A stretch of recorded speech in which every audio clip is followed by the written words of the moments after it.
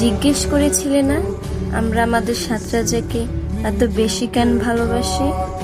তো শোনো, সুগা ওপ্পা একবার বলেছিল জংকুক যখন খায় তখন তার পেট ভরে যায়। যখন জিমিনকে মারার হুমকি দেওয়া হয়েছিল তখন জিন ওপ্পা তার মতোই সেম ড্রেস পরেছিল, যেন হুমকি দাতার দৃষ্টি তার দিকে থাকে এবং জিমিন এর যেন কোনো ক্ষতি না হয়। অতিরিক্ত বাজে মন্তব্য পাওয়ায় জেহোক ওপ্পা বিচে থেকে সরে যাওয়ার সিদ্ধান্ত নেওয়ায় জংকুক সারা রাত কান্না করেছিল।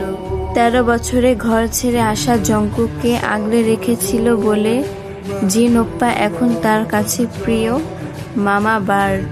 বাথরুমে বসে থাকা ভিয়ের কান্না থামাতে না পেরে জিমিন দরজার উল্টো পাশে বসে কান্না করে দেয়। জিমিন তার মাইক ঢেকে রেখেছিল কারণ মাইকটি স্বর্ণের ছিল আর স্বর্ণ ছেলেদের জন্য হারাম, তাই 6 ভাইদের নানান জ্বালা সহ্য করে ভাইদের জন্য নিজেকে বিলিয়ে দেওয়ার নামই কিম নামজুন। একটি কনসার্ট মুসলিম আর্মিদের জন্য কিছুক্ষণ কনসার্ট অফ রেখেছিল যেন তারা নামাজ পড়তে পারে। এত বছর কোনো প্রকার রাগ ঝগড়া না করে একে অপরকে আগলে রাখার নামই বিটিএস। শুধু এগুলো নয়, আরো অনেকে কারণ আছে তাদেরকে এত বেশি ভালোবাসার। সব না হয় নাই বললাম। Love you my 7 king and all army's.